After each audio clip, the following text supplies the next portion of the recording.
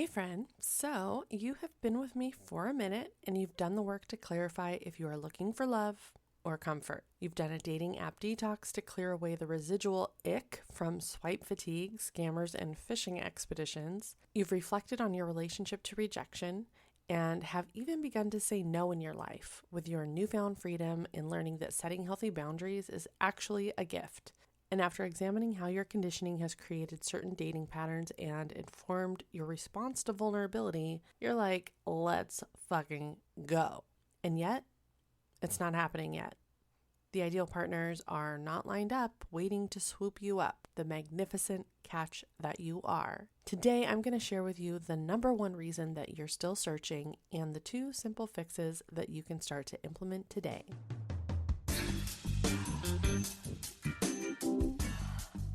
Throw out the rules, forget the cliches. This isn't about the perfect profile or the perfect date. It's about real connection. It's time to strip away the masks, shed the stories, and drop those old patterns that no longer serve you. Tired of dating advice that doesn't fit?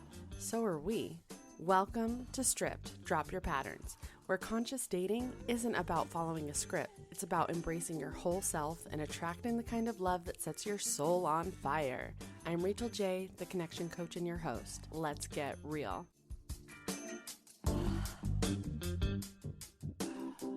We live in a world and in a time of the world that moves super fucking fast. Technology advances daily, information is at our fingertips, and the feed never stops. News alerts, cat videos, crypto prices, makeup tutorials, memes, workouts, recipes, you name it. Our attention is hijacked by whatever is in front of us second by second.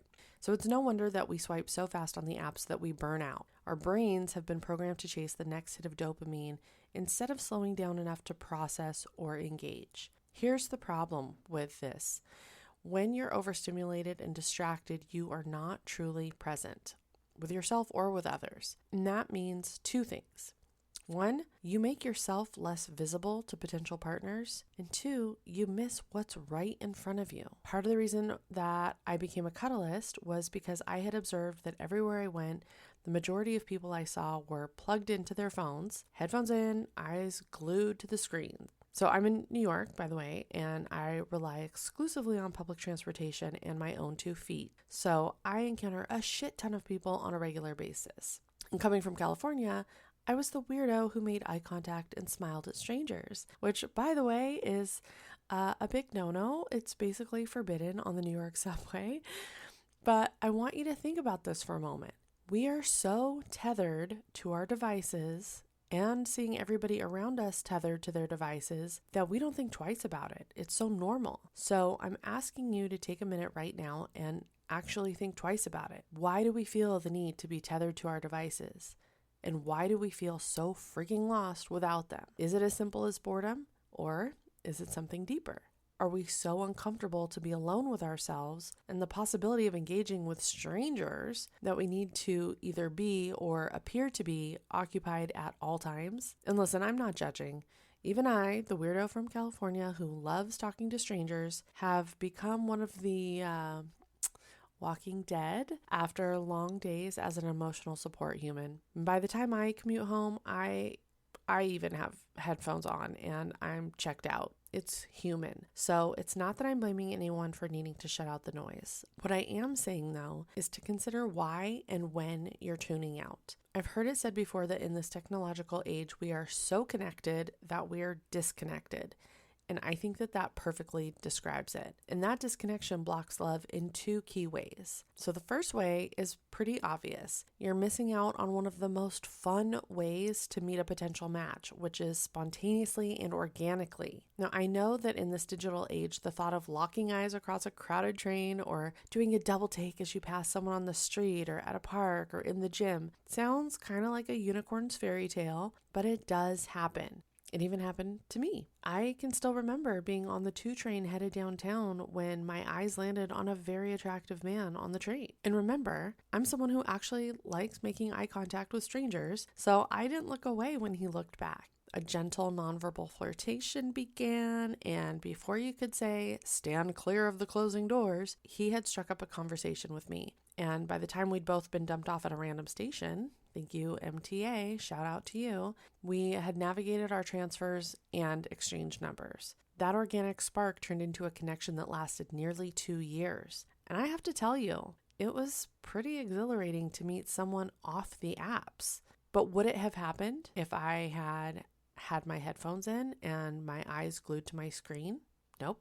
I would have looked closed off, unapproachable, and he likely wouldn't have taken the risk to talk to me. If a person is interested in making contact but already has a fear of rejection that keeps them from putting themselves in that vulnerable position in the first place, why would they double down on the rejection risk by initiating conversation with someone who's clearly closed off? Protecting your energy and safety matters, absolutely, but also consider what else might you be closing yourself off to. There could be someone on the other side of your phone who could end up being the great love of your life, or at the very least, a person who teaches you more about yourself and what you truly desire in a partner. Every connection, this is how I look at it, every connection is like turning a radio dial and getting closer and closer to the right frequency. And that was my experience once I liberated myself from my old patterns. After doing the work to understand why I had them in the first place, what my limiting beliefs were, forgiving myself and the partners that would have been easier just to blame altogether. But let's be honest, that's not growth. And after rewriting the narrative, every partner I dated from that point forward was like turning the radio knob and getting it a little bit closer to my right frequency, my beloved. Each partner I had along the way was more aligned in some ways, but not in others. But because I had done the work to get clearer on my values and desires in partnership, I could set boundaries and I could more easily identify when it was time to move on. And to be clear, at this point in my journey, it wasn't about being selective and too picky because I was afraid of settling, which would have only played into another limiting belief from my upbringing. But it was about having that clarity on what I wanted, what I deserved, and what I was worthy of. So this brings me pretty seamlessly into the second and deeper way that distraction can block love. And I alluded to it a little earlier, but now we're going to really dig in. When you are constantly multitasking and distracted and moving on to the next rabbit hole your TikTok takes you down, you're programming yourself to be in a constant state of doing instead of being. And that matters because when you unplug, you're left with the one thing most people secretly avoid, which is yourself. So my question to you is, what happens when you unplug from the distractions? For some, it's totally fine. You already have practices in place that help you to be present and you're okay being with yourself. If that's you, yes, babe, keep going. Continue to amp up those practices and focus more then on unplugging when you're out in the world. But if you're someone who has a more challenging time being alone with yourself and feels uncomfortable in the quiet with just your thoughts, then this segment is really for you. Because for people like many of my clients who feel a bit invisible in the world, perhaps feel misunderstood in their attempts at connection or even in their closest social circles, being alone with their thoughts can be really painful. It means facing those darker inner voices of, am I enough? Am I lovable? Do I even matter? So distractions can be a temporary escape from that ache. But the endless scroll, the video games, the TV binging, and YouTube, it's like putting a Band-Aid on a bullet hole. It doesn't do shit to stop the bleeding or heal the wound. And when we're this uncomfortable seeing ourselves, how can we ever let a potential partner truly see us? There's so much power to being seen, and the simple act of that can be very healing by itself. I spoke in an earlier episode about why I primarily work with men in this space and the frequently fatal impact that loneliness can have on men. I've spoken about how women want men to open up emotionally, not only to feel more connected with the men in their lives, but to also show their men that they have support if they would only ask for it. But what I'm talking about today is that it's not enough to just have the external support. Because until we see ourselves clearly and compassionately, we can't fully trust that another person will. And that, my friends, is the number one barrier keeping you from the love you're craving. So if you are someone who finds it difficult or even painful to be alone with your thoughts, I'm going to share a few practices that you can start on your own to ease into this. The first is meditation. So we've all heard of meditation. We know what it is, so I'm not going to go too deep here. And I'll even tell you honestly, it's not for everybody. But if you're new to practicing meditation, I would really recommend guided meditations. It's a great place to start. Having somebody else walk you through the process helps you to keep your focus and keeps your mind from totally wandering it, going down a different track and getting lost. You can also experiment with meditation music, especially tracks that are designed with specific frequencies to support emotional release or feelings of calmness. And one of my favorite tools for meditations, guided or just music, is Insight Timer. And they have a massive library of free content. You can literally search the emotion that you want to work with, and you'll get a range of guided practices to try. Then there's journaling or creating art. There is seriously something magical about taking the jumble of thoughts in your head and translating them into words on paper, because our inner world is often fragmented into half thoughts and impressions and feelings that don't quite make sense. But when you commit them to full sentences, your brain is able to organize them and suddenly see your experience with a lot more clarity. Then the tangible practice of writing them down helps to clear that clutter and ease some of that mental spin out. And if journaling doesn't feel like your thing, art can do the same thing. It can have that same effect, because what comes through your hands as a channel for what's in your brain is also a very effective outlet for release and expression. And plus, you can come up with an incredible piece of art, which is a huge bonus.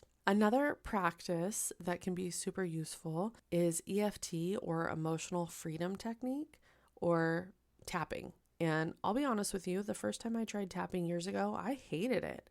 I didn't get it at all, and it just felt really tedious. But the truth was, I didn't know what the hell I was doing. When I revisited EFT earlier this year, and I actually learned how to practice it and what it was doing for my system when done right, I was blown away. Tapping can be incredibly soothing to the nervous system and can even help rewire the neural pathways that shape your thoughts and reactions. It's a simple, portable practice that you can use anytime you feel overwhelmed or anxious or ready to rewrite an old story about yourself. Then spending time in nature is a good one. Even if you don't live near a forest or a mountain trail, you can just step outside and go for a walk. Feeling the sun on your skin, make sure definitely wear sunscreen, but feeling the experience of the sun on your skin, taking deep breaths in the fresh air, grounding your bare feet on the earth whenever possible. Just notice what you notice and then let that pass. You can tune into the birds overhead, listen and watch dogs playing, watch the squirrels chasing each other up the trees. And if you're really in nature and perhaps on a hike, which is one of my favorite activities, you can just stop and watch the little ant networks work. It's so fascinating to me to watch how well they work as a community. And you can look up at the centuries-old trees and just let nature remind you of the vastness of life. Being in nature can be a very calming, soothing experience for the nervous system as well. And then the last one is actually one of my favorites, even though I've fallen out of practice with it lately. So at the beginning of the pandemic, when people were really leaning into the pause that was forced on us, a lot of ideas were circulating on the internet about how we should be spending our time. Anybody start making sourdough during the pandemic? But one of the ideas that I love the most came from Elizabeth Gilbert, the famed author of Eat, Pray, Love. I had listened to an interview with her in which one of the things she said was that people would always say to her after reading Eat, Pray, Love, oh, well, I wish I could take 9 months off from my life and, spend time in an ashram. And what Liz said specifically during this time of the pandemic and in the interview was, let this time be your ashram. So what she was saying is that we get so caught up and even attached to the hustle and the momentum of our lives that we say that we want a break and we crave a break and we would love to have the time and money to spend 3 months at an ashram to reflect and grow spiritually. So do it. Use this time. Use this period of forced slowdown and do it now in whatever way that you can. So I did. I committed to a weekly digital detox, sundown to sundown. And during that time, I gave my loved ones a heads up that I would be unreachable. I would shut my phone off, put it in the closet on a high shelf. I avoided all electronic equipment and instead I did a lot of the activities that I just listed above, except tapping, obviously, because as we covered, I totally didn't get it at that time. But I went for more walks. I meditated. I journaled. I listened to the sounds of nature around me. And being in the city, trust me, that ain't easy. But I tuned into the birds. I tuned into the squirrels outside the window, right? I journaled. I began drawing. I colored. I did some home projects. I took bubble baths. I read a lot. And let me tell you, my weekly tune out time was glorious. And I wasn't necessarily trying to learn about myself or my patterns every time I went into my own personal ashram, but I just got really comfortable being with myself, not just by myself. And so that is what I'm inviting you to do. And if a full day is not realistic for your life, you could start with a half a day. I wouldn't do less than half a day because it needs to stretch you to be unplugged, but start where you need to start. This is about creating space to know and love the parts of yourself that you might otherwise avoid. Because when you are able to fully see yourself, then you'll start to build confidence and allow others to fully see you. And maybe you'll even take the earbuds out long enough to smile and ask for directions. If this episode resonated, but you're not sure how to bridge the gap on your own, that's what I'm here for. Helping clients see themselves the way I see them, in their light, in their power, is one of my favorite aspects of private coaching. And with the holidays right around the corner, because we're at the end of August, my friends, I want you to imagine this year feeling different. Instead of walking into family gatherings with that familiar knot in your stomach, you feel grounded and confident and at ease. Instead of bracing yourself for awkward questions or feeling like the odd one out, you know that you belong because you've done the inner work to shift how you show up. And maybe this year, it's not just about being free of loneliness. Maybe it's about actually sharing that warmth with someone who truly sees you, whether it's a date that turns into something more, or simply being open and connected with the people who are already in your life, allowing them to see you. And that kind of change is possible, but it starts now. You don't have to do it alone. Click the link in the show notes to schedule your complimentary call with me, and let's make sure this year you create the love and connection that you have been longing for. And if you enjoyed today's episode, please like and subscribe to Stripped. You can leave me a comment or a question. I invite you to share it in your communities. Because even if you're not struggling, someone you know probably is. There are far too many lonely people in our world, and together we can help them to feel a little bit less so. Thank you all so much for being here. Stay kind, my friends. Bye for now.